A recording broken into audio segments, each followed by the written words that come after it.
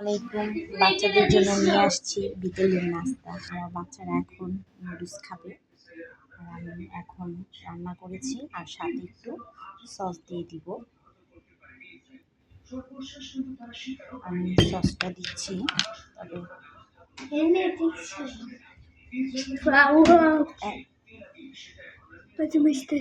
আমারটা কই?